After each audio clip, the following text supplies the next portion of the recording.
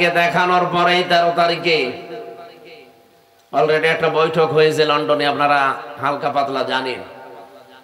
এর পরের দিন ট্রাম্পের সহকারী উপমন্ত্রী, বিশেষ করে এই সমস্ত এলাকাগুলো, এই সমস্ত দেশগুলো যার কন্ট্রোলে, সে বাংলাদেশে ইসলামপন্থী যারা আছে তাদের ভেতরে অন্যতম বাংলাদেশ জামাত ইসলামী, তাদের কেন্দ্রীয় আমিরকে ডাক দিয়ে কিছু কথা গোপনে হয়েছে, ওগুলো এখনো ফাঁস করা ঠিক ফি কালামিহিল মাজিদ ওয়া বুরহানিহিত তাওহীদ।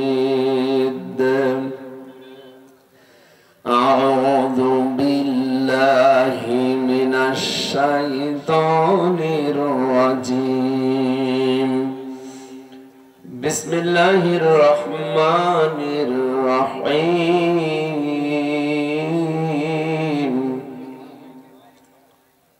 الذي خلق الموت والحياة ليبلوكم أيكم أحسن عملا وهو العزيز الغفور.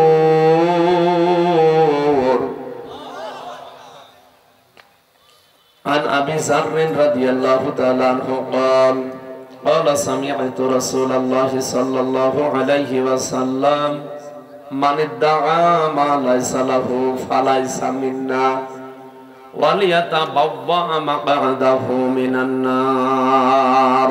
رواه مسلم. وما زادهم إلا إيمانا وتسليما.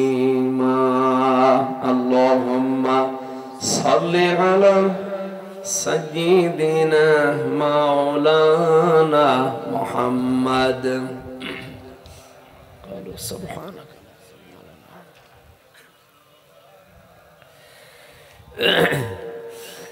জীবনে কখনো তুমি মিথ্যা বলনি, তাই তো তোমায় পেতে কাঁদে ধরণী। তোমারই মতো নেতা পেলে ফুটত সুখেরই গোলাপ চামেলি বকুল। আলহামদুলিল্লাহ, কি আরম্ভ হয়েছে, ঠান্ডা করে। আর এই যে এখানে দাঁড়িয়ে থাকেন, কি সমস্যা কি? দুই পাশে দেখি সব জায়গায় কিছু মানুষ বসে পড়েন, জায়গা পেলেই বসে পড়েন ভাই, যেখানে জায়গা পান ওখানে বসে পড়েন। আর যদি দাঁড়িয়ে থাকতে খুব ভালো লাগে, ওই দূরে দাঁড়ান। বাংলাদেশের ঐতিহ্যবাহী জেলা নাটোর, এটা সদর থানার অন্তর্গত জাঠিয়া দারুস সালাম হাফিজিয়া কওমি মাদ্রাসা। এখন আসলে ঠিক আছে, দিয়ে দেন। সম্মানিত মা বোনেরা, আপনাদেরকে ধন্যবাদ জানাচ্ছি। বিভিন্ন জায়গা থেকে কালেকশন করা টাকা সব আজকে দিয়ে দিয়েছে। তাফসীরুল কোরআন মাহফিলের স্বনামধন্য সভাপতি জনাব মোহাম্মদ মাহবুবুল আলম, উনি এই অত্র মাদ্রাসার দাতা সদস্য। এসেছে উনি, ওনার একটু দরকার ছিল। ঠিক আছে, আমি দেখবো ইনশাআল্লাহ। মাহফিলে এতক্ষণ পর্যন্ত যিনি কোরআনে কারীম থেকে, বিশ্বনবীর হাদিস থেকে কথা বলছিলেন, আপনাদের নাটোরের সন্তান। এই পাশেই তার নানা নানির এলাকা, মায়ের দেশ, ইসলামিক চিন্তাবিদ, মুফাসসিরে কোরআন, শ্রদ্ধাভাজন বড় ভাই জনাব মাওলানা রুহুল আমিন জিহাদি। জিহাদ চলছে তো ঠিক মতো ইনশাআল্লাহ? হ্যাঁ, সব জায়গায় জিহাদ চলবে। হায়াতে তাজ্জেবান সিহাতে করলিয়া কামনা করছি, আল্লাহ যেন তাকে দান করেন, বলেন আমিন। তার মায়ের দেশ তো। নানা নানি বেঁচে আছে ভাইয়ের? নাই। কবরে আল্লাহ জান্নাতুল ফেরদাউস তৈরি করে দেন। এখানে প্রধান অতিথি সাবেক এমপি, সাবেক মন্ত্রী জনাব অ্যাডভোকেট রুহুল কুদ্দুস তালুকদার দুলু, দামাত বারকাতুহুমুল আলিয়া। বিশেষ অতিথি অনেক মানুষের নাম দিয়েছেন আপনারা, বিশেষ করে জনাব মোহাম্মদ রহিম নওয়াজ, জনাব আসাদুজ্জামান আসাদ, জনাব জিলুর রহমান খান, মোস্তাফিজুর রহমান, সাইফুল ইসলাম, মাহতাব আলী সহ মঞ্চে বসা মোজাম্মেল হক, অন্যান্য ওলামা একরাম, সামনে বসা মুসলমান ভাইরা, পর্দার আড়ালের সম্মানিতা মা এবং বোনেরা, প্রশাসনের ভাইরা, প্রাণ প্রিয় নাটোরবাসী, আল্লাহর দরবারে শুকরিয়া জানাচ্ছি যিনি আমাদেরকে এখনো শান্ত রেখেছে। বাংলাদেশ সহ বিশ্বে এখন বিভিন্ন জায়গায় মুসলমানকে অশান্ত করার জন্য বিভিন্ন জাতি গোষ্ঠী চেষ্টায় আছে। তার ভেতরে অন্যতম এই ভারতের উগ্রপন্থী কিছু হিন্দুরা। এরা যা আরম্ভ করছে আপনারা দেখতে পাচ্ছেন। 1157 সাল থেকে শুরু করে এই আজকের দিন পর্যন্ত ভারতে প্রায় আমি যতগুলো তালিকা পেয়েছি যারা শাসন করেছে, 5 বছর 7 বছর 10 বছর এভাবে যারা শাসন করেছে, তার ভেতরে 710 বছর একাধারে মুসলমানেরা শাসন করেছিল। এতদিনের ভেতরে কোনো হিন্দু মুসলমানের টার্গেট ছিল না। কি এর আগেও যারা ছিল তাদের দ্বারাও মুসলমানেরা টার্গেট ছিল না। কিন্তু এখন যিনি আছে পৃথিবীর নিকৃষ্ট মানুষ 6 জন, তার ভেতরে এই নরেন্দ্র মোদী একজন। এই লোকটার নাম আমি মুখে নিলে আমার কেমন যেন মনে হয় আরেকবার ওযু করি। এটা টাটকা নির্ভেজাল শয়তান। আমি তো আর শয়তান দেখিনি কোনোদিন, যদি দেখতাম আমার মনে হয় এরকমই হতো। এই যে এত শয়তানি করতো, শয়তানকেও ছাড়িয়ে চলে গেছে। আর মানুষ এত নিকৃষ্ট হয় কি করে? আমার মনে হয় ওর সাথে যদি জানোয়ারের তুলনা দেয়, তো জানোয়ার বলবে হুজুর আপনি মাফ করেন আমার, ওর সাথে আমার তুলনা দেবেন না, কারণ ওর চাইতে আমি ভালো। যাদের শ্রবণ শক্তি আছে, শোনার পরও তারা না শোনার ভান করে থাকে। যাদের দর্শন শক্তি আছে, এটা দেখার পরও না দেখার ভান করে থাকে। যাদের হৃদয় আছে, কলব আছে, অন্তর আছে, ভাবার পরও ভাবে না। আল্লাহ বলেন এগুলো মানুষ বলা ঠিক না। উলাইকা কালানাম বাল হুম আদল, এরা জানোয়ারের চাইতেও খারাপ। উলাইকা হুমুল গাফিলুন, এরা গাফেল। এই জন্য এদের কানে এগুলো হয়তো পৌঁছাবে না। কিন্তু হালকা পাতলা যাদের বিবেকে কাজ করে, তারা এর পেছনে থাকে। কিভাবে থাকে? আমাদের বাপ দাদা পূর্বপুরুষ যারা, তারা ভারতবর্ষে বহু জায়গা অক্ষ করেছিল। ওরা এখন এই অক্ষ আইন নতুন করে তৈরি করে মুসলমানদের এই সম্পদগুলো মসজিদের জায়গা বলে, খানকার জায়গা বলে, ঈদগার জায়গা বলে, মাদ্রাসার জায়গা বলে, সবগুলো এখন তারা দখল করে নিজেদের দখলে নিয়ে নিচ্ছে। শুধু এদের ভেতরে না, তামাম পৃথিবীতে আরো একটা নিকৃষ্ট জাতি আছে, তারা ইহুদি। 1940 সালে তাদেরকে এই যে আমাদের রোহিঙ্গাদের মতো থাকতে দিয়েছিল এই ফিলিস্তিনের ভাই বোনরা, দয়া করেছিল তাদের প্রতি। অথচ দেখেন এখন তারাই দয়ার পাত্র হয়ে গেছে। তাদেরকে নিজেদের বাড়ি ঘরকে উৎখাত করে তাড়িয়ে সেই জায়গা তারা দখলবাজি করে সব নিজেদের আয়ত্তে নিয়ে নিচ্ছে। পৃথিবীর মুসলিম শাসক যারা আছেন, 57টা মুসলিম দেশ আছে পৃথিবীতে। এটা রেকর্ড হচ্ছে, এই জন্য জানাচ্ছি।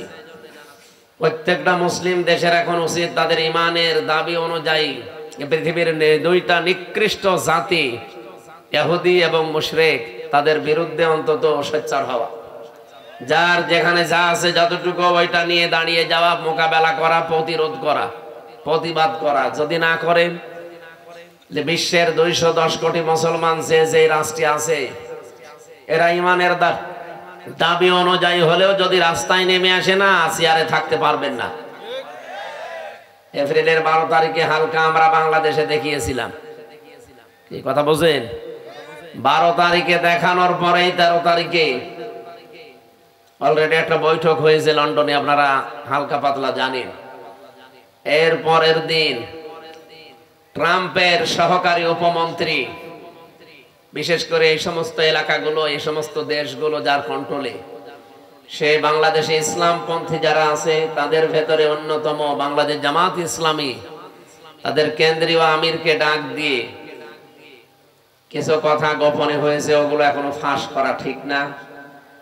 আপনি চিন্তা করতে পারেন, ট্রাম্পের উপমন্ত্রী একজন বাংলাদেশ জামাত ইসলামী এবং ইসলামপন্থী যারা আছে তাদেরকে ডাক দিয়ে বৈঠক করে, এটা কি ভেতরে কোনো কারণই নেই নাকি? আমাদের নাম শুনলে যারা 2-3 বার করে বমি করে, আর তারা এখন ডাকতেছে। বিশ্ব দেখিয়ে দিয়েছে, বিশেষ করে এপ্রিলের 12 তারিখ বাংলাদেশে একটা ইতিহাস বানিয়েছে। এতদিন পর্যন্ত যারা এই দেশে অন্তত একটু হালকা পাতলায় আশায় ছিল যে বাবু আবার আসবে, 12 তারিখের পর থেকে তাদের আশা গুড়ে বালি। এই জন্য 15 তারিখে যে মানুষগুলো ফ্যাসিস্ট ছিল, স্বৈরাচার ছিল, তাদের দোসর যারা, তারা এখন অনেকে জেলখানায় আছে, এখন অনেকে পালিয়ে আছে। জেলে 8 মাস পর্যন্ত আমরা দেখতাম তাদেরকে আদালতে তুলতে হলে জামায় আদরে নিয়ে যেত। কিন্তু গত পরশুদিন যা করেছে, পেছনে হাত বেঁধে হ্যান্ডকাপ লাগিয়ে কথা বললে চড় দেবে, এইরকম একটা দৃশ্য আমরা দেখতে পাই। তার মানে প্রশাসনে এখন বুঝতেছে যে না, ও ববুর দ্বারা আর হবে না। ববু যতই চাপাবাজি করুক না কেন, ও চাপা সব শেষ। এই জন্য এই সমস্ত মন্ত্রীদের, এমপিদের, এত বড় বড় নেতাদের সামনে প্রশাসন 2-3 হাত দূরে থাকতো, আর এখন পেছনে হাত বেঁধে চোরের মতো, ডাকাতের মতো নিয়ে যাচ্ছে। এতটুকুতে হবে না, আমার মনে হয় এদেরকে মাথায় দড়ি দিয়ে, ডান্ডা বেড়ি পরিয়ে আলেমদের সাথে যা করেছে এই 15.5 বছরে ওদের সাথে তাই করা দরকার। কামরুল টাক কালকে দেখেছেন না কি করে হাত বেঁধে পেছনে নিয়ে যাচ্ছিল, মনে হচ্ছে যে গরু চুরি করেছে। আসলে তো এগুলো চোর ছিল। আমরা চাচ্ছি এই যে এই দেশে যারা এখন খুব বেশি বেশি বলছেন যে নির্বাচন চাই, নির্বাচন চাই, প্রত্যেকেই আমরা এর পক্ষে আছি। কারণ এই দেশে যতদিন নির্বাচিত সরকার না বসবে ততদিন পর্যন্ত অনেকের ষড়যন্ত্র বন্ধ হবে না। এটা বন্ধ করার জন্য নির্বাচিত সরকার মাস্ট বি দরকার। কিন্তু তার চাইতেও আগে দরকার যে 2732 জন মানুষ জীবন দিল, তাদের রক্তের অন্তত কিছু দেখানো। কেন তারা রক্ত দিয়ে গেল? কোনো কাজ নেই? আপনি কি মনে করেন আবু সাইদের জীবনের কোনো দাম নেই? মুগ্ধর জীবনের কোনো দাম নেই? রায়হানের জীবনের কোনো দাম নেই? তার জীবনও আমার আপনার মতো নিজের কাছে এরকম মূল্যবান ছিল। এখানে গল্প করেন কোন কারণে? একটা কথা বলবেন না, এদিকে তাকিয়ে থাকেন।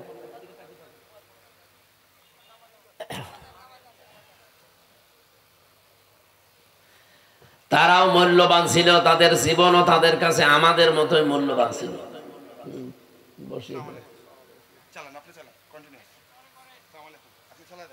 সম্মানিত ভাইরা, আমরা চাচ্ছি সবচাইতে বেশি যে মানুষগুলো এই 15.5 বছরে পৃথিবীর নিকৃষ্ট মানুষ যে 6 জনের নাম বললাম, তার ভেতরে আর একজন যিনি পালিয়েছে।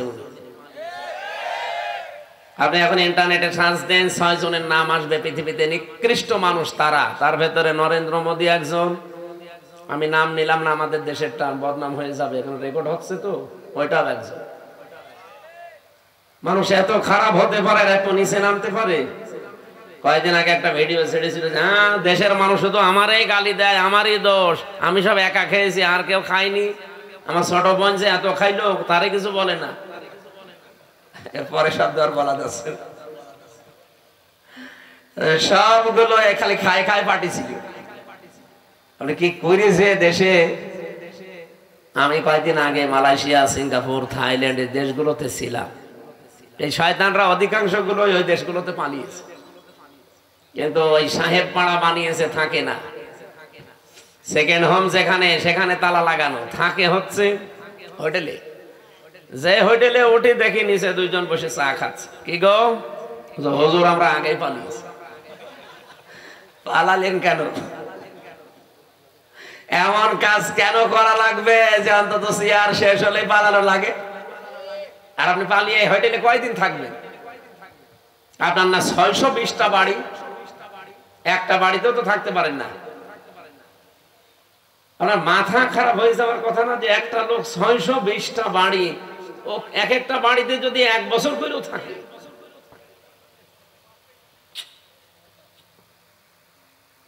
এই টাকাগুলো বাইরের দেশে পাচার না করি, এগুলো যদি বাংলাদেশে কর্মসংস্থান তৈরি করতেন। 36 লাখ যুবক এখন বেকার বাংলাদেশে। এই মানুষগুলো দেখলাম বাইরের দেশে যে রাস্তা ঝাড়ু দেয়, রুটি বানায়, থালা বাসন মাজে, পায়খানা সাফ করে। এরা দেশে টাকাগুলো পাচার না করলে এই দেশের টাকা দিয়ে সম্মানজনক কর্মজীবন তৈরি করা যেত। কিন্তু নিজেও এখন আর ভোগ করতে পারছেন না। আমাদের কপালেও আপনারা আগুন লাগিয়ে গেলেন। কি ঋণ এখন জানেন? এই দেশে এখন কেউ জন্ম নিলে 1,02,000 টাকা ঋণ তার মাথার উপর। অথচ এগুলো সব জন্য দায়ী এই 1628 জন মানুষ মাত্র। এই 1628 জন যদি ঠিক হয়ে যেত না, এই দেশটা মালয়েশিয়ার মতো ঠিক 2004 সাল থেকে দাঁড়িয়ে যেত। মালয়েশিয়ার মতো দেশ এই বাংলাদেশের চাইতে প্রায় 5 ডবল এত বড় দেশ, অথচ এরকম সমতল ভূমি খুব কম, শুধু পাহাড় আর পাথর। এরকম একটা দেশকে মাহাতির মোহাম্মদ দাঁড় করিয়ে দিয়েছে বিশ্বের বুকে আছে। আর আমরা যে জায়গায় ছিলাম আরো নিচে নামতেছে। বলে ডিজিটাল হয়েছে। কিসের ডিজিটাল? টাল হয়ে গেছে।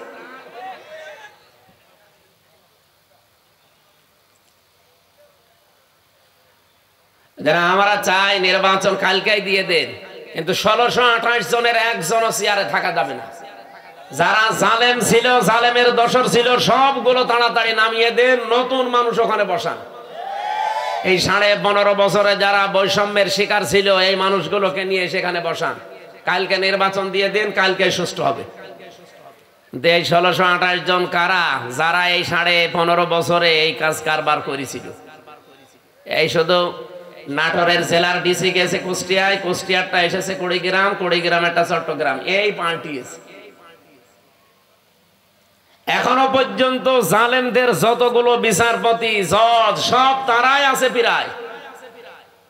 এগুলোকে আপনি মনে করেন যেগুলো মানুষ ছিল? এই কালকে একটা বিচারপতির ভিডিও দেখছিলাম, ও এখনো পর্যন্ত হাসিনার গুণগান গায়। ওর নাম হচ্ছে শেখ আহমেদ জমাদার। আমার মনে হয় ওরা যদি কুকুরও দেখে, কুকুরও ঘৃণা করবে। পৃথিবীতে স্বৈরাচার যারা হয়ে যায়, তাদের কয়েকটা ক্ষতি সামনের সম্ভাবনা দেখা দেয়। তার 1 নম্বরে পৃথিবীর প্রত্যেকটা সৃষ্টির ভেতরে আল্লাহ একটা ঘৃণা তৈরি করে দেয় তার প্রতি। আপনি তামাম দুনিয়া এখন খোঁজ নিয়ে দেখেন, দুনিয়াতে যারা এখনো স্বৈরাচার আছে, তাদের প্রতি শুধু আমরা না, পৃথিবীর যত সৃষ্টি আছে সবার ভেতরে ঘৃণা তৈরি করে দিয়েছে কে বলেন? 2 নম্বরে ওরা যখন মারা যাবে দুনিয়া থেকে, ওদের জীবনের কোনো ভালো কাজ আল্লাহ কবুল করেনি। আর সর্বশেষ সে যদি ভালো হতেও চায়, আল্লাহ সেই লাইন বন্ধ করে দেয়। আপনি ফেরাউনের দিকে তাকানো, কিন্তু শেষ কথা এটা বলেছিল, আন্নাহু লা ইলাহা ইল্লাল্লাযী আমানাত বিহি বানু ইসরাঈল ওয়া আনা মিনাল মুসলিমিন। আমি ঈমান আনলাম ওই আল্লাহর উপরে যার উপরে বনি ইসরাঈলরা ঈমান এনেছে। আমি তো মুসলমান, এরপরও ফেরেশতারা আমারে পানির ভেতরে চুবাই কেন?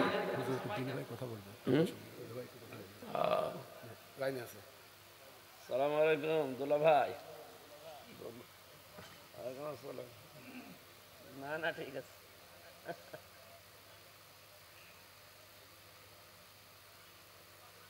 দাবিটা বেশি করে করেন।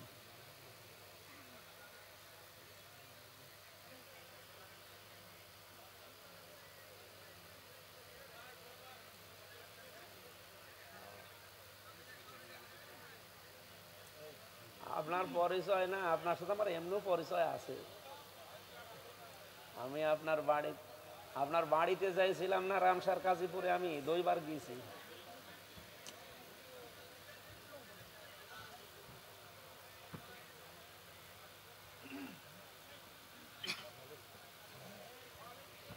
এই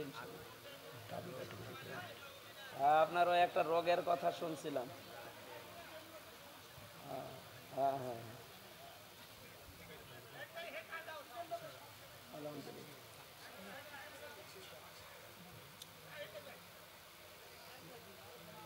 ঠিক আছে, আমানিল্লাহ, আমি আলোচনায় আছি তো।